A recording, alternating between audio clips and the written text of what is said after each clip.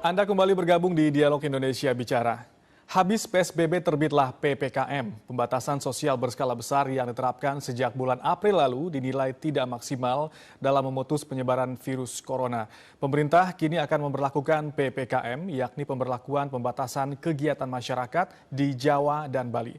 Pertanyaannya, apakah yang membedakan PPKM dengan PSBB sebelumnya dan seberapa efektif PPKM ini dalam memutus penyebaran COVID-19? Kita akan berbincang dengan sejumlah narasumber.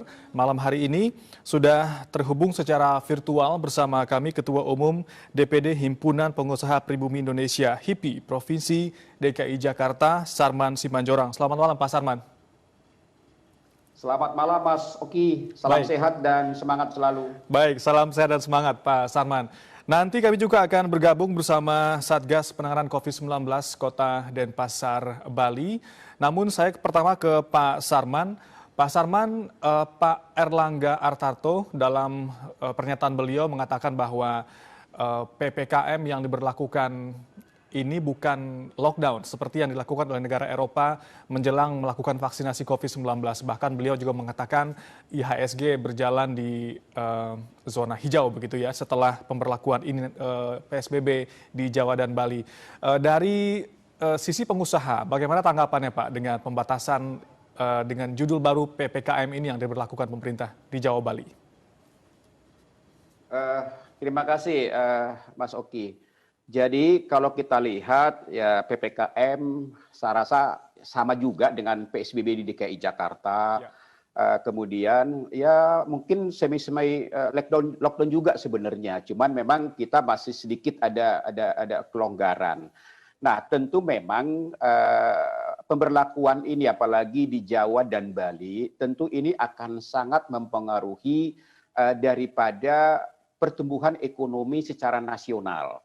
Kenapa?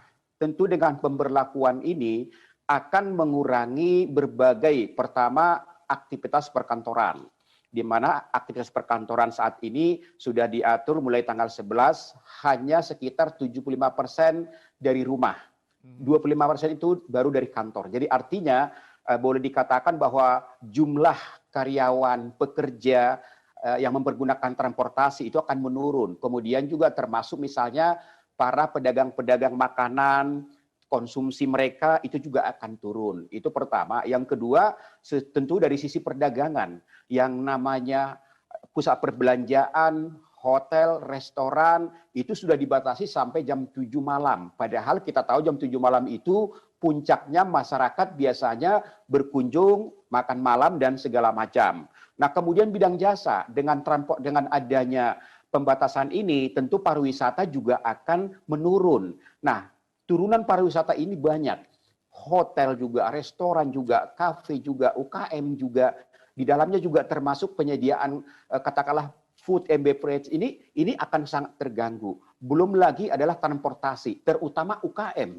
Nah, UKM imbasnya ini sangat luar biasa. Apalagi kalau kita tahu perjalanan kita, misalnya Pantura aja kita tahu saat ini sudah ribuan, mungkin ratusan ribu UKM yang akan tumbang, yang sudah tumbang. Nah, apalagi dengan pemberlakuan ini. Jadi artinya bahwa memang secara kita pelaku usaha secara psikologis pasti terganggu, pasti galau, pasti khawatir gitu. Tapi memang kami menyadari ini sesuatu keputusan yang teramat sulit yang akan diambil oleh pemerintah. Karena bagaimanapun berdampak terhadap kesehatan, keselamatan masyarakat dan juga berdampak kepada ekonomi kita. Baik. Namun demikian pemerintah harus memilih mana yang paling utama, yaitu kesehatan keselamatan masyarakat. Itu pertama. Yang kedua nih Mas Oki adalah dengan adanya PPKM Jawa dan Bali ini, ya saya katakan tadi, ini akan mempengaruhi terhadap pertumbuhan ekonomi nasional karena apa? Jumlah hampir 55% penduduk secara nasional ada itu di Pulau Jawa. Kemudian yang kedua adalah hampir 59% PDB kita disumbang dari Pulau Jawa dan Bali. Artinya bahwa ketika nanti ekonomi di Jawa dan Bali ini katakanlah mengalami suatu penurunan, itu sudah pasti akan berdampak terhadap pertumbuhan ekonomi nasional. Itu udah otomatis gitu loh. Apalagi dengan pembatasan sampai tanggal 25 Januari ini. Sudah dipastikan bahwa transaksi perdagangan akan menurun, kemudian juga perputaran uang juga akan menurun, berbagai sektor usaha juga akan menurun, dan itu akan sangat-sangat berpengaruh terhadap kontribusi pertumbuhan ekonomi secara nasional. Gitu Mas Oki. Baik, Pak Sarman, tadi dikatakan bahwa masyarakat jangan sampai ada yang galau, apalagi khawatir, terutama pemerintah daerah. Kita tidak ingin pemerintah di daerah menjadi galau dan juga khawatir terkait dengan PPKM ini, terlebih tidak tahu apa yang perlu dilakukan begitu ya. Untuk itu, Menko Perekonomian Erlangga Hartarto juga sudah memberikan sedikit acuan terhadap pemerintah daerah, apa saja yang perlu diperhatikan oleh pemerintah daerah dalam pelaksanaan PPKM di Jawa dan Bali, dan berikut. Sebenarnya dalam hati kami sangat berharap supaya ini jangan sampai diperpanjang. Karena apa? Hampir 10 bulan pengusaha apalagi kalau di Jabodetabek ya, di Jakarta itu sudah sangat-sangat tertekan, Mas. Cash flow-nya sudah sangat-sangat terancam. Ya. Mampu bertahan saja ini sudah bersyukur sekali gitu. Jadi kami sendiri dari hati kecil mudah-mudahan bahwa dalam waktu 2 minggu ke depan ini seluruh elemen masyarakat, seluruh pengusaha, kita semuanya bersatu padu melaksanakan protokol kesehatan sehingga kita harapkan bahwa kurva penurunan daripada COVID ini boleh semakin turun sehingga dalam hal ini pemerintah tidak memperlakukan lagi kebijakan memperpanjang daripada PPKM ini. Nah tentu memang kalau sampai ini diperpanjang, tentu ini akan sangat-sangat mengganggu psikologis pengusaha. Di awal tahun ini tentu akan mengurangi rasa optimisme daripada pengusaha. Ya, bagaimana supaya ekonomi kita ini mulai bergairah. Karena apa?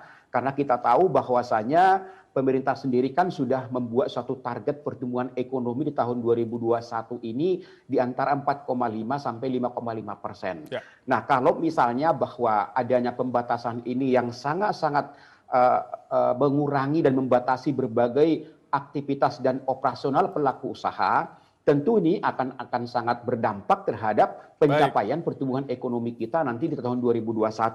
Nah, apalagi misalnya sebentar lagi kita akan memasuki pengumuman daripada pertumbuhan ekonomi di kuartal 4. Pemerintah sudah membuat suatu perkiraan bahwa pertumbuhan ekonomi kita di kuartal 4 ini masih minus di angka 2,9. Jadi tapi dengan adanya perpanjangan baik, atau penyebaran PPKM ini kami sangat-sangat pesimis bahwa itu bisa saja nanti di atas 2,9 minus kita. Nah, ini memang sesuatu tantangan yang harus kita hadapi.